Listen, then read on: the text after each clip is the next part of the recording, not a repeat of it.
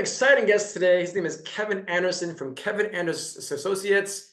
He is the man that you want to meet because if you have a business, the single most important thing in this world we live in now, where we're full of distractions, is to have a book.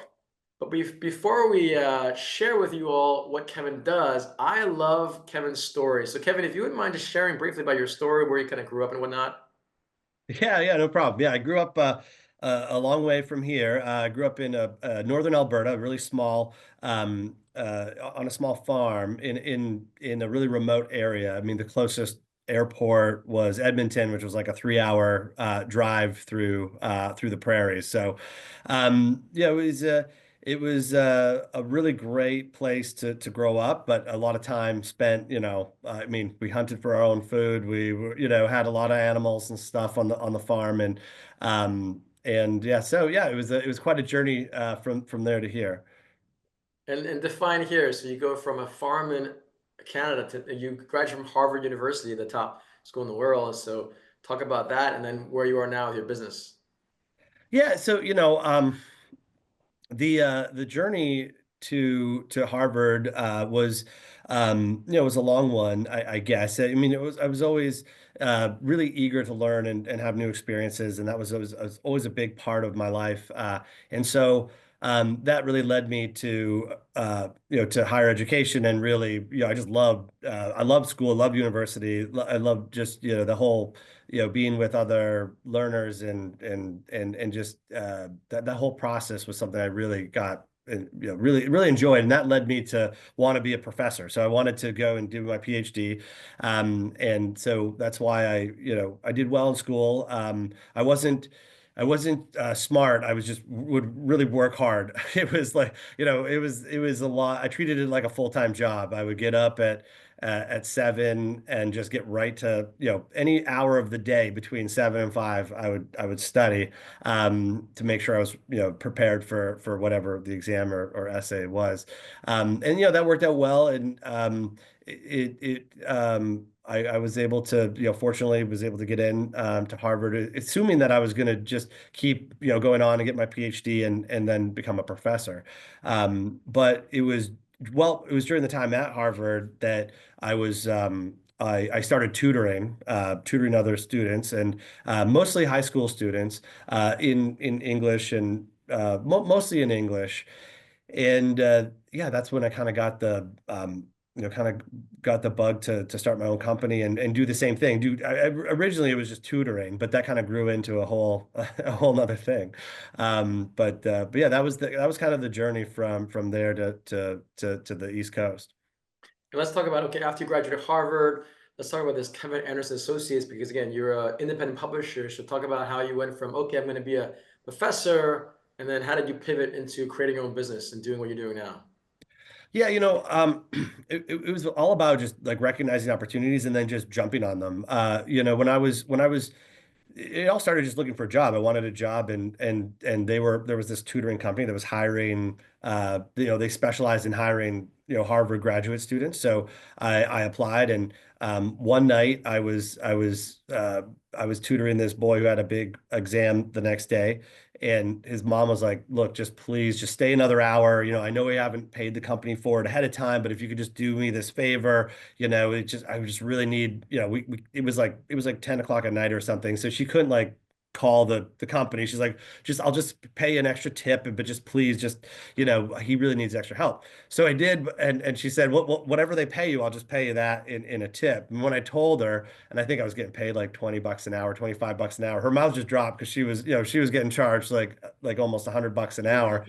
And so it was kind of like the wheels were kind of turning, that well, maybe I should just be marketing myself, and even if I charge half of what they're charging, I'll still be doing a lot better than what I'm doing now.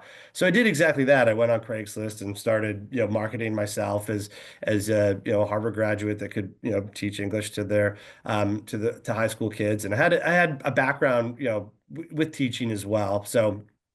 Um, Yeah, and eventually, before long, I had more business than I could handle, so it just made sense. Again, it was just another opportunity. I was like, well, this makes sense if I'm too busy, like, and I have all these friends that are also in these, English programs, and believe it or not, Harvard English major doesn't have a whole lot of work opportunities.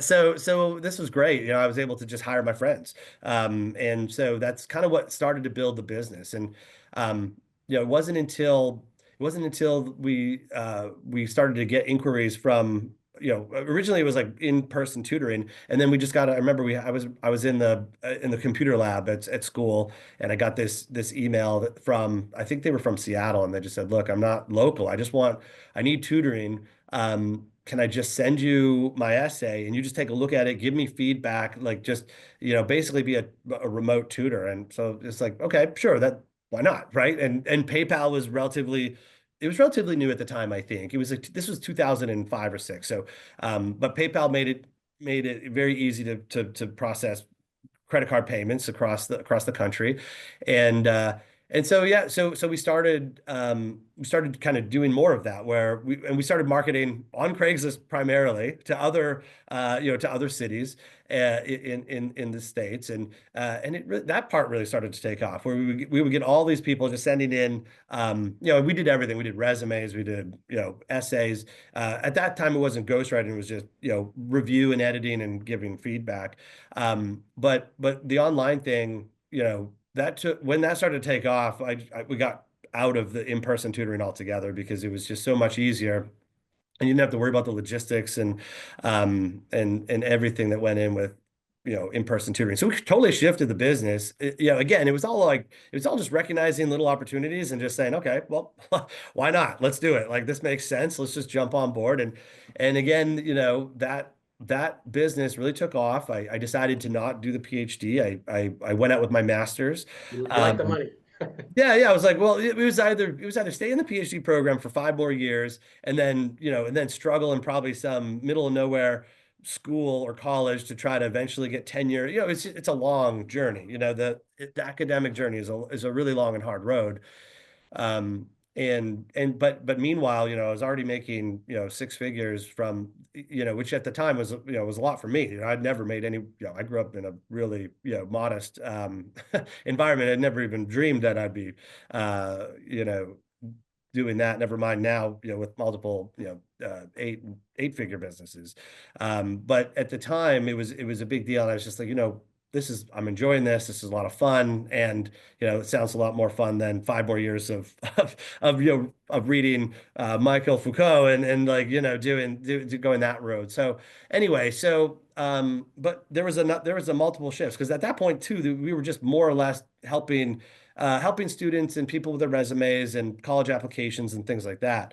And it wasn't until a publishing company run by Bob Proctor met reached out and just said, "Hey, you're all these Harvard English PhDs and master students or whatever. We really need copy editing for these books." And it was a vanity press that was publishing a lot of a high volume of content, and they were really frustrated with the copy editing that they were receiving. So again, we'd never done we'd never done books before, but we figured we could adapt, and so we said yes, always just said yes, and then figured it out after the fact.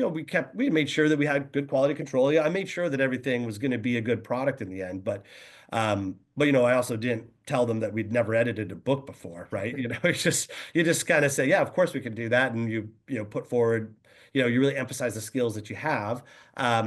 And yeah, we jumped in, and then they started sending us a ton. And again, it was a shift. We were just like, okay, these are way bigger projects. They pay better. They're more fun.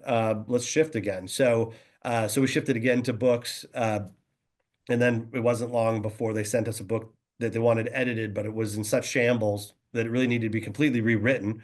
And again, they said, well, can you rewrite it? Like, we'll pay you X to rewrite it. And, we'd never done that before, but we said, sure. And, yeah, and that started the whole ghostwriting and rewriting and, book coaching, business. And it wasn't long after that I split the company up, because I didn't want to have too many, you kind of want to niche and be focused on one thing. And we were too spread too thin. So I hired a CEO to run and focus the academic company only on dissertation level stuff. So we kind of niched down that even further and just worked on the big projects. Like instead of doing like these tiny little, like a 10-page essay or whatever, we just wanted to focus on bigger projects. So that company became a company called Dissertation Editor, which is a part of a parent company called PhD Advantage. They're in the UK and in the US, and that's run by a CEO, Dr. Alan Rhoda. And then I went into this company because it was just a lot more fun to work with books than dissertations.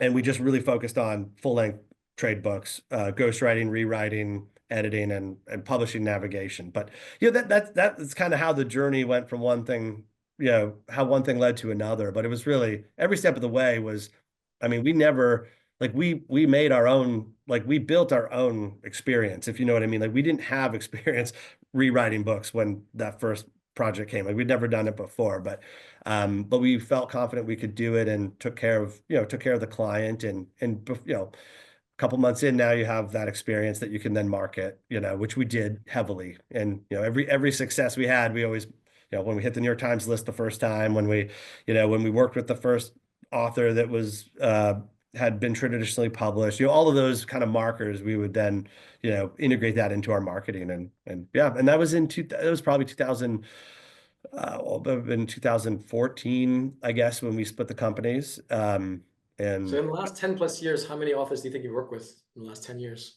yeah, well, we do about 500 books a year. We're over 5,000 authors total that we've worked with in different capacities. So that's not all ghostwriting. A lot of it is, but that's a mix of editing, ghostwriting, book coaching. But yeah, all book related. Now, how did you price your services? Because I've seen your website. You should definitely check out their website because they do more of the high end. Just like Harvard is a high end university, they charge a very high end, very elite fee. So how did you end up again going from tutoring English in high school to now charging people what might be someone's annual salary? Yeah. Yeah. So, so early on, when we first started ghostwriting, I mean, we were doing it for like ten to $15,000, and now we charge, hundreds of thousands. But it was a different thing back then. And we were also, we were just kind of cutting our teeth. And the writers that we were bringing in were more or less, struggling freelancers that had never really written a book, or they'd written maybe some self-published books and stuff. But early on, we made the choice that, hey, we really want to give the best possible service to the client. So let's hire the best people. Let's hire the best writers. Let's hire the best people in-house. And let's hire, and whatever that means in terms of costs to make sure that we're making a profit, let's just charge that. And so our cost scaled considerably since 2014. Year after year, we were, the costs were going way up because our costs were going way up. We were, instead of hiring a writer that would do a book for 5,000, we were hiring writers that were costing tens of thousands. And we brought in a lot of, we really felt like it was important to bring in the best of the best in terms of in-house editorial talent. So that's why we started going after, all these editors from Penguin and Harper, and editors that had done big books, like with Brene Brown, editors that worked with Jen Sincero, Joe Biden, I mean, the editors that have done really, really big books. We just said, look, like we'll pay you whatever you get paid or better at your current company, but you can work from home, flexible hours. You can really focus on editorial, because a lot of times in these big publishing companies, they're getting chewed up by all the corporate, BS and the red tape. And it's just a lot of meetings that don't even really, it's just when you get in the big corporate machine, sometimes a lot of these editors, they weren't even able to edit books during their day, during their working hours. It would just be evenings and weekends, which they weren't even getting paid for. So we were just saying, hey, do everything you love, do it within, working hours, and we'll take care of you. Full benefits, we came up with something competitive to make sure that we could attract them to the company, and it worked. We now we have something like 20 or more than 20 in-house editors. All of these editors before were, were working as acquisitions editors at the big five publishers. So, but what it did is it really gave anyone access to the high level of talent. And of course, all of this also plays into pricing. So that's why, when you hire us to write a book, you're getting one of these editors from Penguin or Random House, et cetera.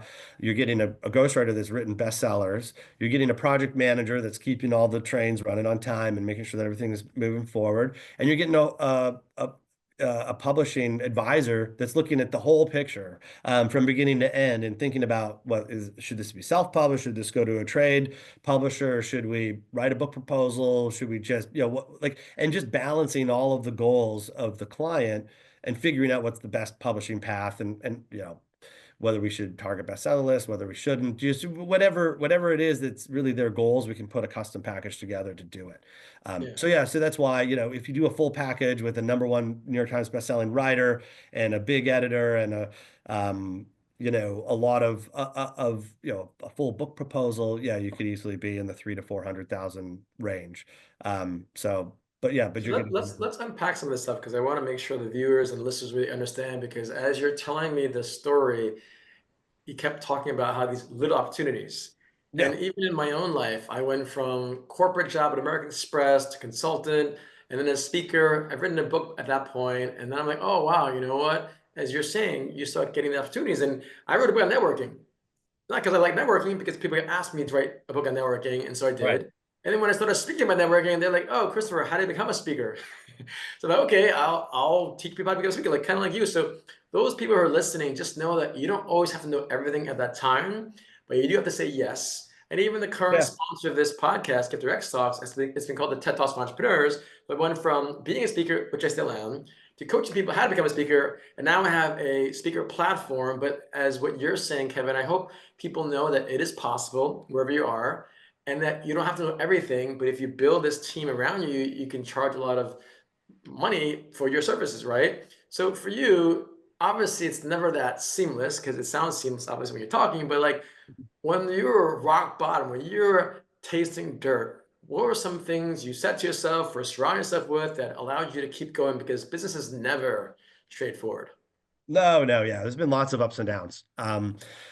Yeah, we got hit with some crazy scam early on. Like it was this reputation management scam company that just trashes your reputation. They do it on, it's all a big scam. They reach out and say, "Hey, we can help you with all those bad reviews you have," and you email back, "Well, I don't have any bad reviews." And then they say, "Look again," and then you look, and there's all these like crazy bad reviews. Really? Yeah, this was back in 2000, and this was before KAA. Like this is before we kind of separated the companies. And yeah, I mean, it killed business. We had a multi six-figure business, which again, at the time was a lot, for me at the time. And it almost killed it. I mean, we were getting to the point where like making the bills was going to be, was a struggle. And but in those points, basically, we had to adapt, and that's when I kind of said, look, we gotta, like, what do people want, what is, like, let's start some new companies, let's figure out exactly how to attract the business, and also a lot of it was just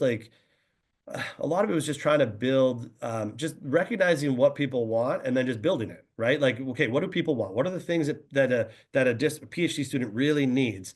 And if you don't have it, then hire someone that has that so that you can then market it. Because a lot of times building a business is it's really just acquiring the talent or product or people that aren't able to sell themselves, right? Yeah. And you're putting something together and selling it.